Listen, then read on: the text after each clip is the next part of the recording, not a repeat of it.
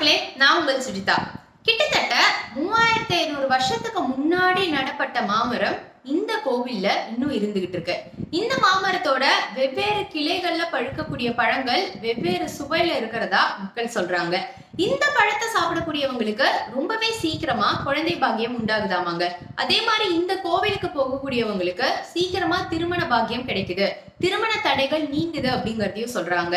கிட்டத்தட்ட 20 வருஷத்துக்கு முன்னாடி இந்த கோவில்ல இருந்து காணாம போன முருகன் சிலை இன்னைக்கு வரைக்கும் போலீஸ் டிபார்ட்மெண்டாலையும் அரசாங்கத்தாலையும் தேடப்பட்டுகிட்டு இருக்கு. அதை எப்படி மீட்கிறதுங்கிறதுக்காக இப்பவுமே நடவடிக்கைகள் போய்கிட்டு இருக்கு. இவ்வளவு மர்மங்களை உள்ளடக்கிய கோவில் எதுன்னு கேட்டீங்கன்னா, பஞ்சபூத ஸ்தலங்கள்ல ஒன்றான தேவாரம் பாடல் பெற்ற காஞ்சிபுரத்துல இருக்கக்கூடிய ஏகாம்பரேஸ்வரர் கோவில். இந்த கோவிலை பத்தி தான் இன்னைக்கு வீடியோ நம்ம பார்க்க போறோம். வாங்க வீடியோக்குள்ள போலாம். இந்த கோவில் எப்படி உருவாச்சு அப்படிங்கிறதுக்கான புராண கதையை நான் உங்ககிட்ட முதல்ல சொல்லிடுறேன். ஒரு தடவை பார்வதி தேவி விளையாட்ட சிவபெருமானோட கண்களை மூடுறாங்க. அவருடைய பார்வை ஒளி படாததுனால உலகம் மொத்தமுமே இருண்டு போயிடுது. அதை பார்த்த பார்வதி தேவி பதறி போய் கையை எடுத்துட்டு சிவபெருமான் கிட்ட மன்னிப்பு கேட்கிறாங்க. ஆனா அவரு, நீ பூலோகத்துல போய் தவம் செய்ய, அந்த தவத்தின் பலனா உன்னை நானே ஆட்கொள்றேன் அப்படின்னு சொல்றாரு. சரி, பார்வதி தேவி இங்க தவம் செய்யறதுக்காக வராங்க. அந்த நேரத்துல கடம்ப நதி அப்படிங்கிற நதி பூலோகத்துல ஓடிக்கிட்டு இருக்கு. அந்த நதிக்கு பக்கத்துல இருக்கக்கூடிய மாமரத்துக்கு கீழே உட்காந்து தவத்தை தொடங்குறாங்க. தவம் செய்யறதுக்கு முன்னாடி அங்க இருக்கக்கூடிய மண்ணால ஒரு சிவலிங்கத்தை செஞ்சு அந்த லிங்கத்துக்கு பூஜைகளை செஞ்சு தவம் இருக்காங்க. சிவபெருமான் இவங்களுடைய பக்தியை சோதிக்கணும்னு நினைக்கிறாரு. அதனால அந்த கடம்ப நதிய வெள்ளப்பெருக்கு எடுத்து ஓடும்படியா செய்யறாரு. திடீர்னு அந்த நதி வெள்ளப்பெருக்கு எடுத்து ஓட ஆரம்பிக்குது. அதை பார்த்த பார்வதி தேவி, இந்த நதி வேகமா வந்தா அது மண்லிங்கத்தை அழிச்சிடுமே அப்படின்னு சொல்லி அந்த மண்லிங்கத்தை பதறி போய் கட்டி அணைக்கிறாங்க. அதை பார்த்து சிவபெருமான் ரொம்பவே சந்தோஷப்பட்டு அவங்களோட பக்தியினால அங்கிருந்து இறங்கி வந்து பார்வதி தேவியை திருமணம் பண்ணிக்கிறாரு. இப்படி இவங்க பண்ணிக்கிட்ட இந்த இடம் தான் இன்னைக்கு காஞ்சிபுரத்துல இருக்கக்கூடிய ஏகாம்பரேஸ்வரர் அப்படிங்கிற இந்த கோவில் இருக்கக்கூடிய இடம் அப்படின்னு சொல்லப்படுது. அவங்க எந்த மாமரத்துக்கு அடியில உட்காந்து தவம் செஞ்சுக்கிட்டு இருந்தாங்களோ அந்த மாமரம் தான் இன்னைக்கு அந்த கோவிலினுடைய ஸ்தல விருட்சமா இருந்துகிட்டு இருக்கு. இந்த கோவில் இருக்கக்கூடிய சிவபெருமானுக்கு தழுவ குழைந்த நாதர் அப்படின்னும் ஏகாம்பரேஸ்வரர் அப்படின்னும் 2 பெயர்கள் இருக்கு. பார்வதி தேவி தழுவியதுனால அதுல குழைஞ்சு அவர் பார்வதி தேவி திருமணம் பண்ணிக்கிட்டாரு அப்படிங்கிறதுனால தழுவ குழைந்த நாதர் அப்படிங்கிற பெயரும், இங்க இருக்கக்கூடிய இந்த ஒற்றை மாமரத்தை உடையவர் அப்படிங்கிறதுனால ஏகம் அப்படின்னா ஒண்ணுன்னு சொல்லுவாங்க, ஆமரம் அப்படின்னா மரம், ஒற்றை மரத்தை உடைய பெருமான் அப்படிங்கிறதுனால சிவபெருமானுக்கு ஏகம்பரேஸ்வரர் அப்படிங்கிற பெயர் வந்தது. அந்த பெயராலேயே அந்த கோவிலும் இன்னைக்கு அழைக்கப்பட்டுட்டு வருது. இந்த கோவில யார் யார் கட்டியிருக்காங்க அப்படின்னு கேட்டீங்கன்னா, முதல்ல இங்க இருக்கக்கூடிய லிங்கத்தை சுற்றி பல்லவர்கள் கோவில் கட்ட ஆரம்பிச்சாங்க. பிற்காலத்துல அதுக்கப்புறமா சோழர்களாலேயும் கொஞ்ச நாட்களுக்கு விஜயநகர பேரரசாலையும் இந்த கோவில் மாற்றி மாற்றி பிற்காலங்கள்ல கட்டப்பட்டிருக்கு. அதுக்கப்புறமா கொஞ்ச காலகட்டங்களுக்கு ஆதிசங்கராச்சாரியார் இந்த கோவிலுக்கு அவரால் முடிஞ்ச உதவிகளையும் செஞ்சிருக்காரு. இப்படி நிறைய பேரால நிறைய காலகட்டங்கள்ல எக்ஸ்ட்ராவா சேர்க்கப்பட்ட சில விஷயங்களும் இந்த கோவிலுக்குள்ள இன்னைக்குமே இருக்கு. முதல்ல இந்த கோவில் கட்ட ஆரம்பிக்கும் போது பல்லவர்கள் சிவபெருமானை மட்டும்தான் வச்சு கட்டியிருக்காங்க. பிற்காலத்துல வந்தவங்க தான் பார்வதி தேவிக்கு தனியா ஒரு சன்னதியும் அங்க இருக்கக்கூடிய பெருமாளுக்கு ஒரு சன்னதியும் அமைச்சு அதுக்கு அடுத்தடுத்து வந்தவங்க தான் அந்த கோவிலை கொஞ்சம் கொஞ்சமா எக்ஸ்டெண்ட் பண்ணி இன்னைக்கு இருக்கிற இந்த கோவிலா கட்டமைச்சிருக்காங்க. இந்த கோவில்ல இருக்கக்கூடிய இந்த மாமரத்துக்கு அப்படி என்ன சிறப்பு இருக்கு அப்படின்னு கேட்டீங்கன்னா, இந்த புராண கதை நடந்ததா சொல்லப்படுறது கிட்டத்தட்ட 3500 வருஷத்துக்கு முன்னாடி. அந்த 3500 வருஷத்துக்கு முன்னாடியில இருந்தே அந்த மாமரம் அதே இடத்துலதான் இருந்திருக்கு. இன்னைக்கும் அது அதே இடத்துலதான் இருந்துட்டு இருக்கு. கிட்டத்தட்ட 3500 வருஷம் பழமையான ஒரு மரம். இந்த மரம் நடுவுல கொஞ்ச காலகட்டங்கள்ல சேதம் அடைஞ்சு ரொம்பவே வாடி அந்த மாதிரி இல்லாம இருந்திருக்கு. அதுக்கப்புறம் பிற்காலத்துல வந்த மன்னர்கள் இந்த மரத்தை கொஞ்சம் கொஞ்சமா செழுமைப்படுத்தி இந்த அளவுக்கு வளர்ச்சியை கொண்டு வந்திருக்காங்க. இந்த மரத்துல இருந்து 4 கிளைகள் படருது. அந்த 4 கிளைகள்ல வரக்கூடிய பழங்களுமே வெவ்வேறு சுவையில இருக்கிறதா சொல்லப்படுது. எல்லா மாம்பழமுமே இனிப்பாதான் இருக்கு. ஆனா அந்த இனிப்புலயே ஒரு வித்தியாசம் தெரியுது. ஒரு சில மாம்பழத்துக்கு பிரத்யேகமான புளிப்பு இருக்கு. அது ஒரு கிளைகள்ல மட்டுமே ஒரு தனிப்பட்ட சுவை தெரியுது அப்படின்னு சொல்லப்படுது. அதுவும் இல்லாம அந்த கோவிலுக்கு போறவங்க நிறைய பேர் முக்கியமா திருமணம் வரம் வேண்டியும் குழந்தை வரம் வேண்டியும் தான் போறாங்க. இந்த மாமரத்துல இருக்கக்கூடிய கனியை சாப்பிடக்கூடியவங்களுக்கு சீக்கிரமா கர்ப்பம் தரிக்கிறதாவும் சீக்கிரமா குழந்தை வரம் கிடைக்கிறதாவும் மக்களால இன்னைக்கு வரைக்கும் நம்பப்பட்டுக்கிட்டு இருக்கு. இவ்வளவு விசேஷங்கள் இருக்கிறதுனாலதான் இந்த மாமரத்தினுடைய பேரே அந்த கோவிலுக்கும் வைக்கப்பட்டிருக்கு. இந்த மாமரத்தையுடைய சிவபெருமான் அப்படின்னு அவர் அழைக்கப்படுறாரு. இந்த கோவிலினுடைய மற்ற சிறப்புகள் என்னன்னு கேட்டீங்கன்னா, பொதுவாவே அம்பாள் அப்படின்னாலே மதுரை மீனாட்சி, காசி விசாலாட்சி, காஞ்சி காமாட்சி அப்படின்னு சொல்லுவாங்க. காஞ்சிபுரத்துல இருக்கக்கூடிய காமாட்சி அம்மன் அவ்வளவு விசேஷம் வாய்ந்தவங்க. அந்த காமாட்சி அம்மன் பூஜை செய்த லிங்கம் இந்த கோவில்ல இருக்கு அப்படிங்கறதே இந்த கோவிலுக்கு ரொம்ப ரொம்ப ரொம்ப மிகப்பெரிய சிறப்பு. நான் முதலியே ஒரு கதை உங்ககிட்ட சொல்லியிருப்பேன். பார்வதி தேவி மாமரத்துக்கு அடியில உட்கார்ந்து மண் லிங்கம் வச்சு பூஜை செஞ்சாங்கன்னு. அப்ப பார்வதி தேவி காமாட்சி அம்மனா வந்துதான் அந்த பூஜையை செஞ்சிருப்பாங்க. அந்த காமாட்சி அம்மனுக்கு தான் இப்ப காஞ்சிபுரத்துல கோவில் கட்டி தனியா ஒரு கோவில வழிபடுறாங்க. அந்த காமாட்சி அம்மன் பூஜை செய்த லிங்கம் அப்படிங்கிறதுனால ரொம்ப ரொம்ப சக்தி வாய்ந்த லிங்கம் இருக்கக்கூடிய கோவில் இது.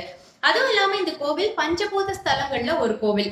நீர், நிலம், நெருப்பு, காற்று, ஆகாயம் இந்த 5 பூதங்களையுமே சிவபெருமான் உருவெடுத்து சுயம்புவா உருவான பஞ்சபூத ஸ்தலங்கள் ரொம்ப ரொம்ப விசேஷமானது. அதுல இந்த கோவில் நிலத்தை குறிக்கிறதுனால, மண்ணை குறிக்கிறதுனால இந்த கோவில் ரொம்ப ரொம்ப விசேஷமான ஒரு கோவில். இந்த கோவில் தேவாரம் பாடப்பெற்ற கோவில்ங்கிறது இதுக்கு அடுத்த ரொம்ப ரொம்ப சிறப்பான விஷயம்.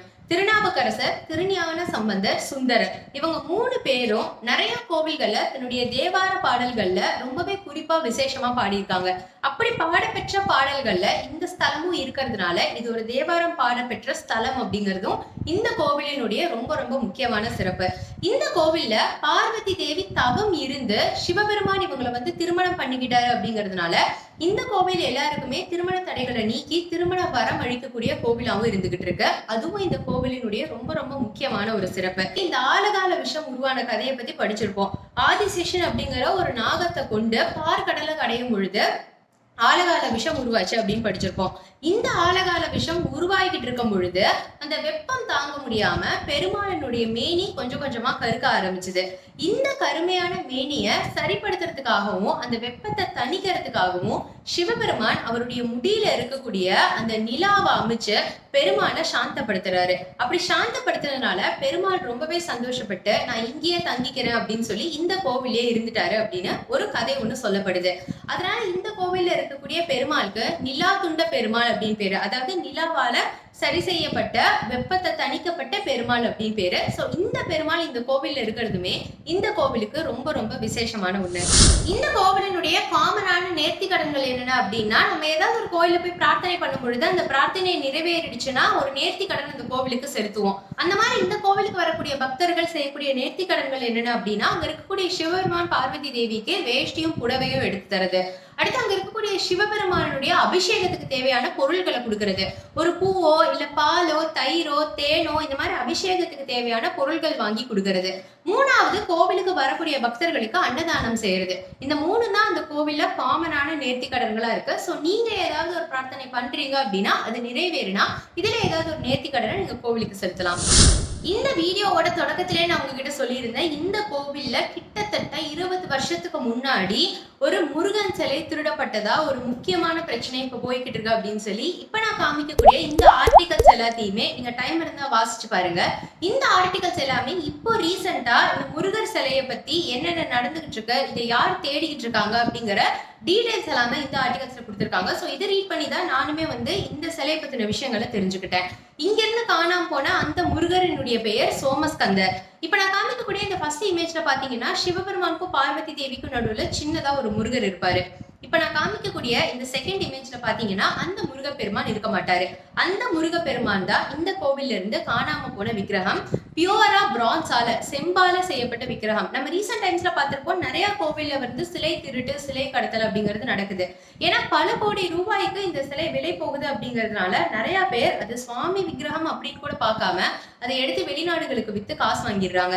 அந்த மாதிரி இங்க இருக்கக்கூடிய சோமஸ்கந்தர் அப்படின்னு சொல்லப்படுற இந்த முருகன் விக்கிரகத்தையுமே ரொம்ப காலகட்டங்களுக்கு முன்னாடி யாரோ ஒருத்தர் வெளிநாட்டுக்கு வித்து கிட்டத்தட்ட 8 கோடியில இருந்து 9 கோடி மதிப்பு இருக்கக்கூடிய இந்த விக்கிரகத்தை வித்து இதுக்கான காசை வாங்கியிருக்காங்க.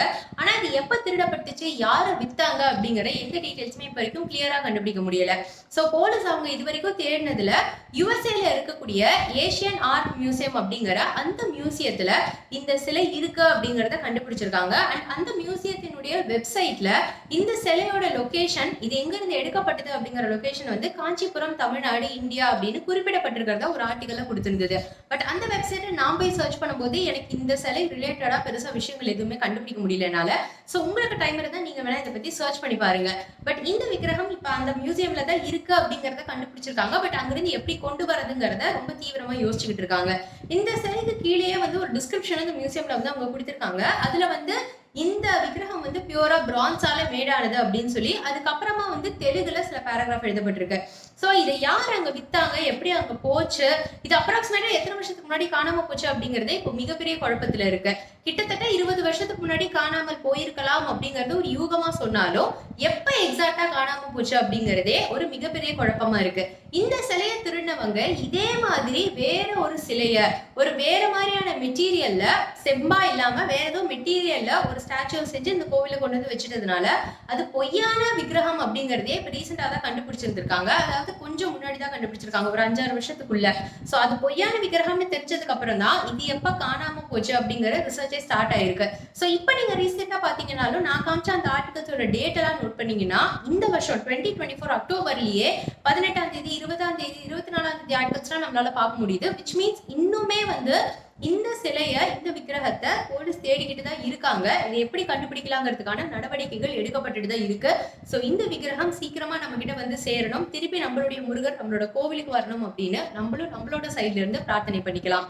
நம்ம நிறைய பேர் கோவிலுக்கு போகும் பொழுது கடவுளை பக்தியா ஒரு வேண்டுதலோட அவரை பார்க்கணும் அப்படின்னு நினைச்சு போறோம். ஆனா நம்ம இருக்கக்கூடிய இதே சமூகத்துல அந்த கடவுளை வெறும் சிலையா, வெறும் காசு பார்க்கக்கூடிய பொருளா பார்க்கக்கூடியவங்களும் நம்ம கூடவே இருக்காங்க அப்படின்னு நினைச்சு பாக்குறதுக்கே கொஞ்சம் கஷ்டமான விஷயமா இருக்கு. சோ நம்ம எல்லாரும் அந்த சோமஸ்கந்தர் திருப்பி நம்ம கிட்ட வரணும்னு முடிஞ்ச அளவுக்கு ப்ரே பண்ணிக்கலாம். இந்த கோவிலை பத்தி எனக்கு தெரிஞ்ச விஷயங்களை நான் உங்களோட ஷேர் பண்ணியிருக்கேன். இதுல ஏதாவது ஒரு விஷயம் உங்களுக்கு டிஃப்ரெண்டா பட்டிருந்தாலோ இல்ல இதுல ஏதாவது ஒரு விஷயம் உங்களுக்கு ஆடா இருந்தாலோ அது என்னங்கிறத கமெண்ட் செக்ஷன்ல சொல்லுங்க. சோ தட் இந்த வீடியோவை பாக்குறவங்களும் அதை கண்டிப்பா தெரிஞ்சுப்பாங்க. இதே மாதிரி வேற ஏதாவது கோவில் பத்தியோ இல்ல வேற ஏதாவது கடவுள் பத்தியோ நான் பேசணும் அப்படின்னு நினைச்சாலும் அதை கமெண்ட் செக்ஷன்ல சொல்லுங்க. கண்டிப்பா அதை பத்தி நம்ம பேசலாம். இந்த வீடியோ உங்களுக்கு பிடிச்சிருந்தா இந்த வீடியோவை லைக் பண்ணிட்டு மறக்காம நம்ம சேனலை சப்ஸ்கிரைப் பண்ணிட்டு பக்கத்துல இருக்க பெல் ஐகான் கிளிக் பண்ணிக்கோங்க. அப்பதான் நான் ஃப்ரீக்வெண்டா அப்லோட் பண்ற வீடியோஸ் உங்களுக்கு வரும்.